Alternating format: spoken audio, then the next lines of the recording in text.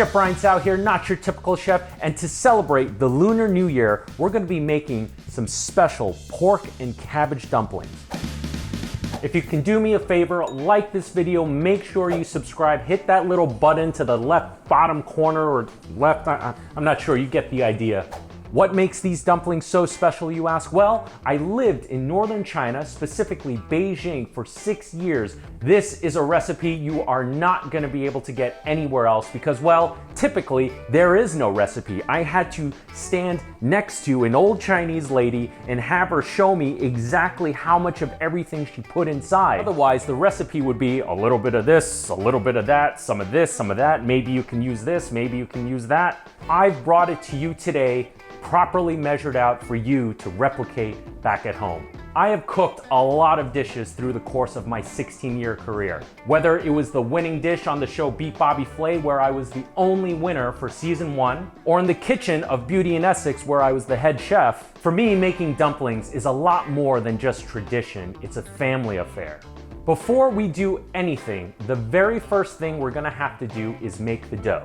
The reason why we need to make the dough first is because after it's been mixed, we have to let the dough relax for a minimum of an hour. So I'm putting in 2 cups of flour into a large bowl. Just a really quick tip, when you're working in the kitchen, you generally want to use a bowl that's much bigger than what you actually think you need. This will give you room to work with the product. If the bowl is bigger than the actual product you're working with, when you spin it, when you move it around, when you mix it, you have plenty of room without all the stuff flying out. We're gonna put half a teaspoon of kosher salt and half a cup of water. This is a little bit more than half. I always like to have a little extra just in case. We're gonna pour that water right inside this dough and we're gonna mix it right inside of this bowl so we don't make a mess on our table. Mixing the dough in a bowl like this is exactly how I saw it being made when I was living in Beijing, China. They would mix it in here, develop the gluten, and let it rest covered for about an hour. As I mentioned earlier, there really isn't a recipe. Everyone just kind of does it by eye. This is everything from the dough to the filling. It's all by feel. It's one of those unexplainable things of home-style cooking that you can't replicate in a kitchen. So despite me having 16 years of experience in the restaurant business, making dumplings is extra special for me. From what I'm feeling here by touching it, I can feel that it's getting a little stiff and it hasn't absorbed all this product.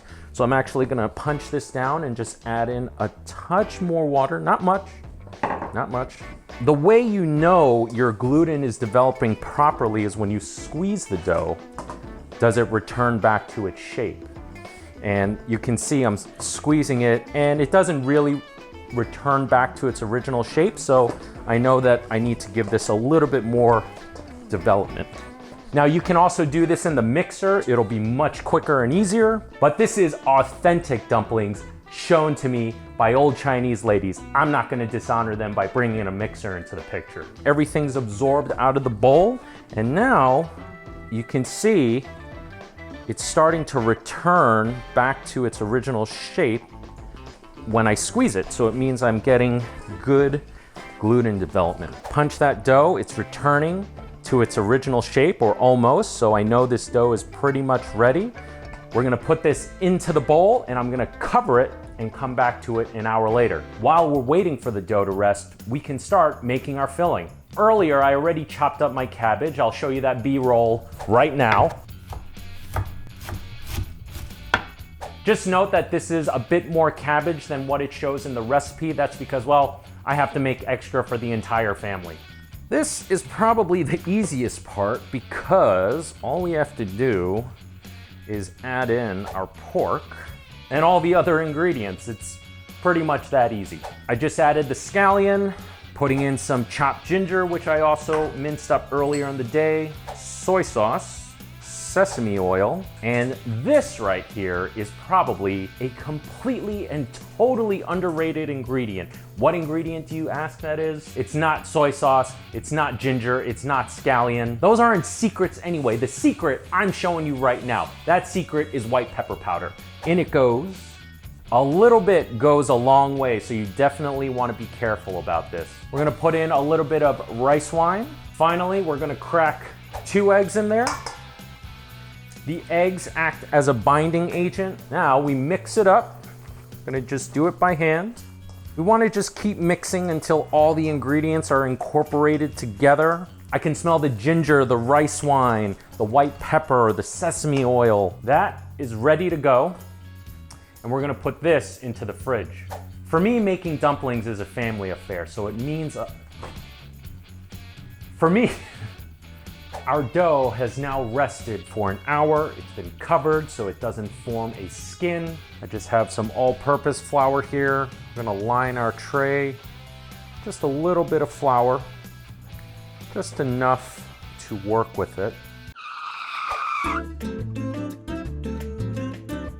I also know that my dough is ready because when I push onto it, it's not bouncing back to its original shape. The indentation is staying there, meaning the gluten has relaxed and our dough is gonna be much easier to work with. I'm now cutting the dough into strips, and then we're gonna roll out these strips, just like that.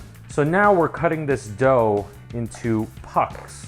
They're about 3/4 of an ounce per piece. Just pushing these little pucks flat. I'm kind of going with its original cylindrical shape, pushing that down. This is just gonna help us when we start to roll the dough. The next tool we're gonna need is a very fancy and special tool. It is called a gun, right there. And the direct translation of gun to English is stick. That's right, we got a magical stick. So this next part of rolling out the dumpling skins, it does take a little bit of practice and getting used to. If you don't want to make your own dumpling skins from scratch, you can easily go to the supermarket and buy pre-rolled dumpling wrappers. This is the fun part for me, is rolling out the dumpling wrapper. And you want to keep some flour close by because as you work with it, it is going to get sticky. And you want to roll these out to a circular shape. You got that? We're just going to keep going. And with the magic of editing, we've completed rolling all of our dough in a matter of seconds. So to prevent the dumpling wrappers from drying out and forming that gross, nasty skin, I'm actually going to put it into a produce bag to keep it covered. You don't have to use a produce bag, you can use plastic wrap. I just find this to be the neatest way. So here we have our pork filling that's been sitting in the fridge while we rolled this out. I just have a simple butter knife, and now we start to pack the dumplings. Now I'm taking about a little over a tablespoon's worth of filling in there, and the easiest way to do this really is just folding it over, wrapping it up with a little bit of pressure. And just like that, we have a very traditional, simple northern style pork and cabbage dumpling. I think I am making many old ladies in China very proud of me. We're gonna keep going until we finish all our wrappers. As I mentioned earlier, making dumplings is a family affair, so typically around a big table, you'll have one person rolling the skins, and you'll have a few people actually putting the dumplings together. While they're doing this, the family's talking, catching up, and everyone is having so much fun. Before you know it, you have hundreds of dumplings all over the place. And just like that, we got our dumplings wrapped up. Now, what's great about this is you can either freeze this and eat it at a later day, or best case scenario, you eat it fresh. For the remainder of the filling, you just cover it up, put it in the fridge. If you're not gonna use it within a day or two, you can put it into the freezer and make dumplings again later. But I wanna get these cooking right now, so let's get a pot of water going so we can have some fresh dumplings. Our water is now at a boil, and we are gonna start cooking our dumplings. Now remember, before we start cooking, I know this looks like a big pot or a medium-sized pot, but you do not want to add in too many dumplings at one time. The water's at a boil, but when you start to add the dumplings into this boiling water, it's actually going to cool down the water. So remember, don't add too many at one time. Of course, the bigger pot you have, the more water you have boiling, the more dumplings you can cook at the same time. Now, really important, once you've added in the dumplings, You do want to give it a little movement just so that it doesn't stick to the bottom or stick to each other. Now that I've given it a little bit of movement, I could just let it sit and cook for maybe about 10 to 15 minutes. The fresher they are, then the quicker that it will cook. Now, while we wait for this to cook, I am going to put together my favorite condiments to go with my dumplings. Number one being this Zhenjiang vinegar. This vinegar is probably the go-to vinegar when you have dumplings. I'm gonna put in about, I don't know, 2 tablespoons worth. I should mention, I do have some raw garlic in this bowl, just 1 clove rough chopped. Now, my personal all-time favorite condiment for dumplings is Laoganma chili oil. I love this chili oil. I have to have it when I eat dumplings. So together with the Zhenjiang vinegar, with some raw garlic and this stuff, woo, you are in for a treat, my friends. For me, this stuff, the more the better. I'm gonna put in about 1.5 tablespoons worth. Now, you can go nuts with condiments. I know that it's very common from Chinese restaurants to get some kind of like soy sauce that's a little sweet. You can add some sugar in here, you can put cilantro, scallion, whatever you want. But for me personally, it's just the chili oil, vinegar, raw garlic, that's all it needs. Our dumplings are finally ready. I'm gonna pull them out of this pot. I'm gonna make sure I drain all of that excess water. And for me personally, I like to put it straight into the condiment. So here with my chili oil, the garlic and everything, I'm just gonna put these cooked dumplings right on top of that. Oh man, I cannot wait to dig into this. Whew.